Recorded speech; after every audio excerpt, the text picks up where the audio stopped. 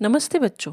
देखिए, मैं जो अभी ये वीडियो अपलोड कर रही हूँ, ये मेरे स्पेशली हिंदी मीडियम बच्चों और स्पेशली ब्लाइंड बच्चों के लिए है।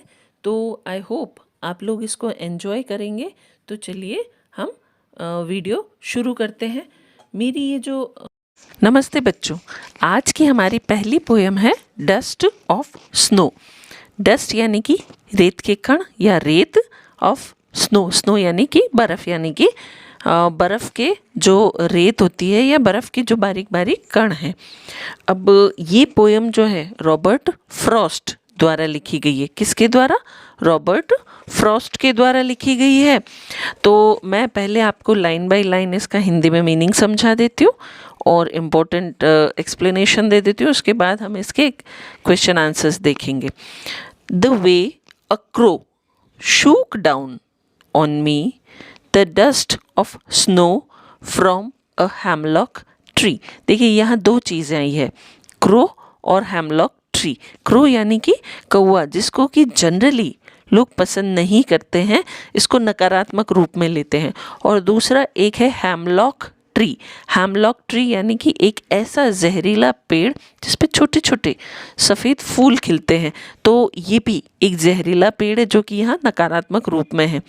तो कवि कहता है कि जिस तरीके से द वे अ क्रो, जिस तरीके से एक कौवे ने शूक डाउन ऑन मी, मुझ पे गिराई, द डस्ट ऑफ स्नो, रेत की बर्फ़ की रेत, फ्रॉम अ हेमलॉक ट्री, एक उस हेमलॉक पेड़ से जो कि जहरीला है, कि जिस तरीके से, अब वो कैसे गिरा, पोएट कहीं से आ रहे थे, उनका मूड भयंकर ख़राब था, तो वो जैसे इस पेड़ के नीचे पहुँचे, सडनली कौवा हिला और उसके शूक यानी कि शेक करना, यानी कि हिलना।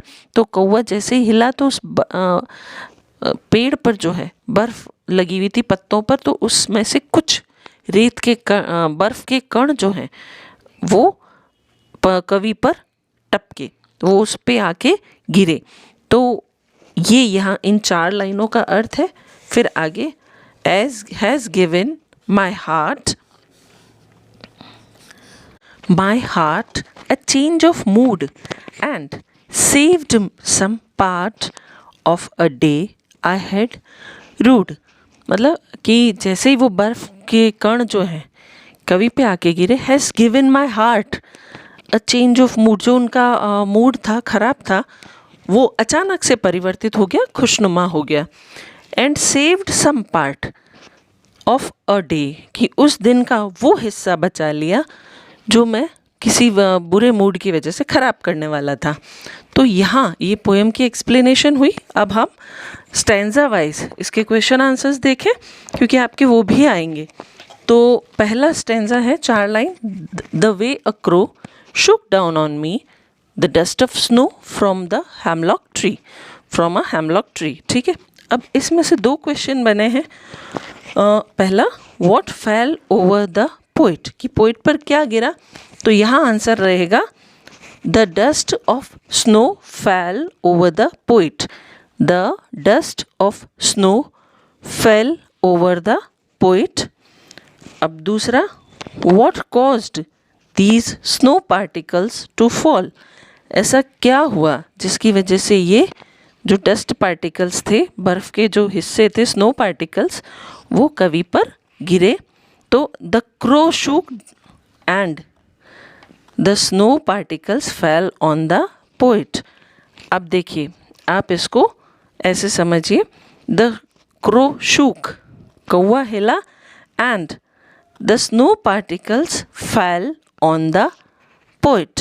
ठीक है, अब आगे की 4 लाइन है, has given my heart the change of mood, what happened to the poet, क्या हुआ, his mood changed, poet's mood changed, how some part of his day was saved, कैसे उसके दिन का बाकी हिस्सा बचा। तो the change of mood saved some part of his day, कि उसके जो मूड बदला, उसने उस कवि के उस बाकी बचे हुए जो दिन था उसको सुरक्षित कर दिया या बचा लिया। अब हम इसके अगले क्वेश्चन पे आते हैं, जो आपको शॉर्ट आंसर में लिखना है, लगभग 20 शब्दों में। What is the central idea of the poem dust of snow? कि जो पोएम है डस्ट ऑफ स्नो, इसका मुख्य जो थीम है वो क्या है? तो the central idea of the poem the dust of snow is that a simple crow and that was sitting on the hemlock tree, these are negatives, but they changed the poet's mood।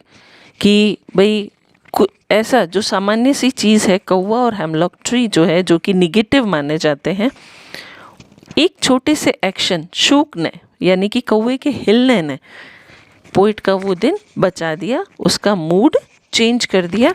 So shaking off crow from the hemlock tree and falling off the snow dust changed the poet's mood, means there is nothing that is called negative in the world। कि इस दुनिया में जो negative कुछ भी नहीं है, that is just our thinking, ये हमारी सोच है।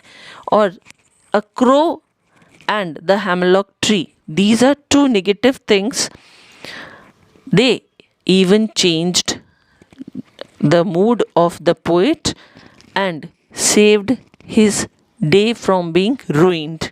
So nothing is negative, just we must think positive, कि हमें पॉजिटिव सोचना चाहिए।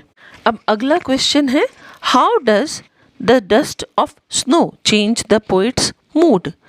द डस्ट ऑफ स्नो, जो डस्ट गिरी, बर्फ़ की डस्ट जो पोइट पे गिरी, उसने पोइट का मूड कैसे चेंज किया? The dust of snow fail on the poet and he felt happy for that, and it changed poet's mood from gloomy या जो sad है gloomy to happy। So the dust of snow became the main reason for change of mood and saving poet's day।